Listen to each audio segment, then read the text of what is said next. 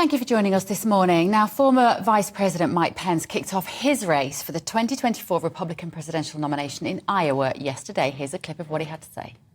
I'm announcing that I'm running for president of the United States of America. I was proud to stand by President Donald Trump every single day when we made America great again. January 6th was a tragic day in the life. I will always believe, by God's grace, I did my duty that day. I kept my oath to ensure the peaceful transfer of power under the Constitution of the United States. And anyone who asks someone else to put them over the Constitution should never be president of the United States again.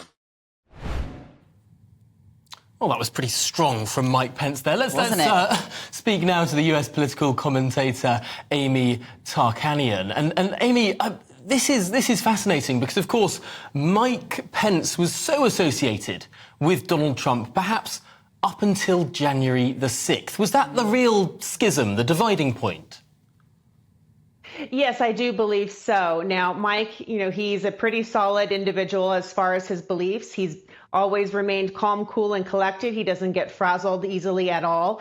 He stands by his convictions, whether if you agree with them or not. However, the montage that you just showed a more strong Mike Pence, I believe, compared to the CNN town hall that he participated in last night, because he actually contradicted himself. And so when he was asked about whether if he would pardon former President Trump for January 6th, or the fact that he believed, or if they believed that he should be indicted, he said he had hoped not. And then he did not actually answer the questions straightforward. So which way is it? Does he believe that he should not be president without the shadow of a doubt because he chose himself over the Constitution? Or does he believe he should be pardoned and actually be able to walk free? Did you break the law or did you not break the law? So that didn't sit well with Americans last night.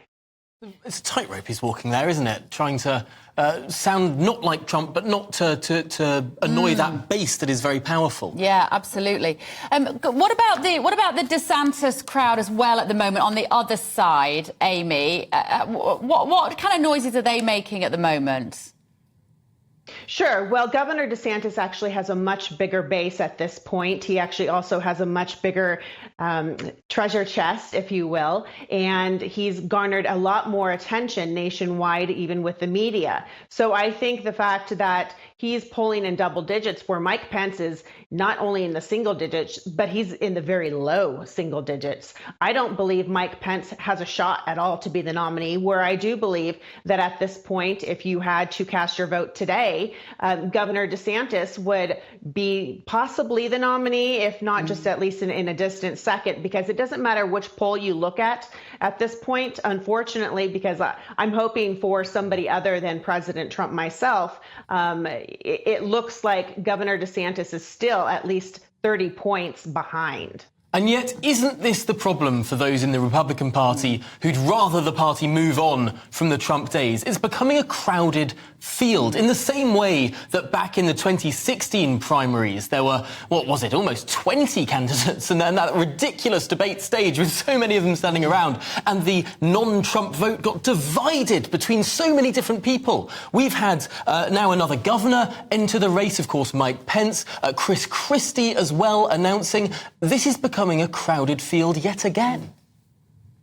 Yes, and actually, I think every time somebody else announces President Trump's campaign is popping the champagne, because it does benefit President Trump. And if I were to be the one advising President Trump, the first upcoming debate in August, I would actually tell him to sit it out and just let all of the second-tier candidates compete for second place. So then that way, President Trump, because we all know he's his biggest cheerleader, but he's also his own worst enemy. So if he were to stay silent and stay off that stage, it would benefit him. Okay. All right. Thank you very much, Amy. As you say, it's quite busy over on the Republican side at the moment.